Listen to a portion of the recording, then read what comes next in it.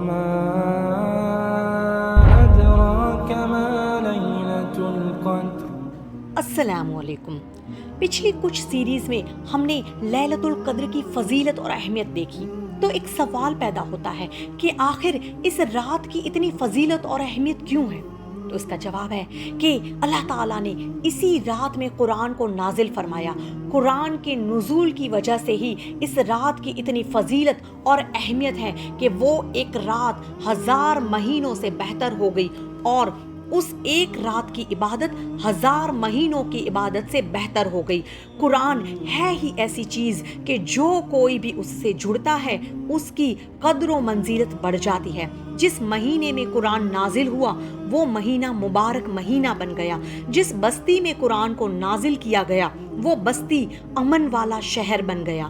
جس دن کو قرآن سے واعظ و نصیحت کے لیے چنا گیا یعنی کہ جمعے کا دن، وہ سید الایام یعنی کہ دنوں کا سردار بن گیا۔ جس امت کی طرف اس قرآن کو بھیجا گیا وہ بہترین امت کہلاتی ہے۔ ایک حدیث میں ہے، حضور صلی اللہ علیہ وسلم نے فرمایا، تم میں سے سب سے بہتر وہ ہے جو قرآن سیکھے اور سکھائے۔ سورہ یونس میں اللہ نے اس قرآن کو دلوں کے روگوں کے لیے شفا کہا ہے۔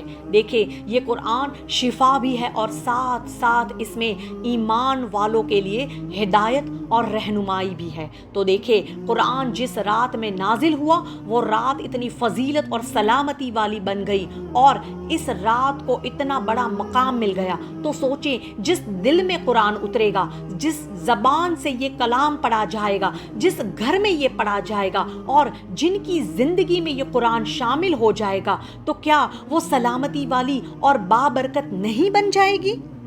قرآن سے جو کوئی جڑا ہے اس کی قدر و منزلت بڑھ جاتی ہے، مگر افسوس اتنا سب کچھ جاننے کے بعد بھی بہت سے لوگ توجہ نہیں دیتے، اس کو اہمیت نہیں دیتے۔ دیکھیے، دنیا کا علم برا نہیں ہے، لیکن دین کو چھوڑ کر بس دنیاوی علم کو ہی اہمیت دینا بہت ہی غلط ہے۔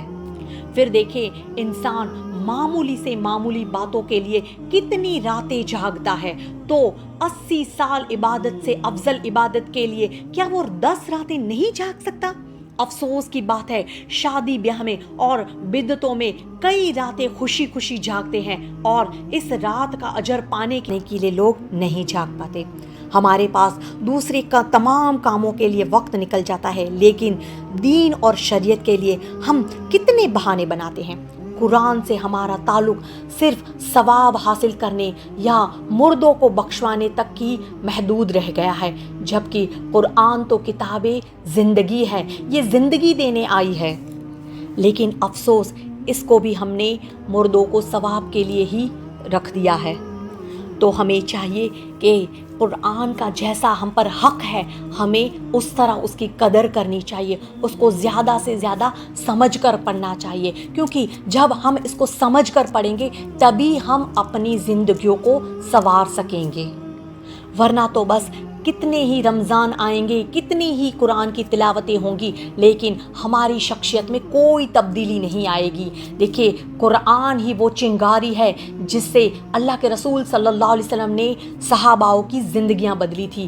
اسی قرآن نے کتنے لوگوں کی زندگیاں بدلی ہیں۔ تو آئے اس سال طے کر لے کہ اس قرآن کے ذریعے سے ہم بھی اپنی زندگیوں کو بدلیں گے، اور اس کے لیے قرآن کو سمجھ کر پڑھیں گے۔ وما علینا الا البلاغ۔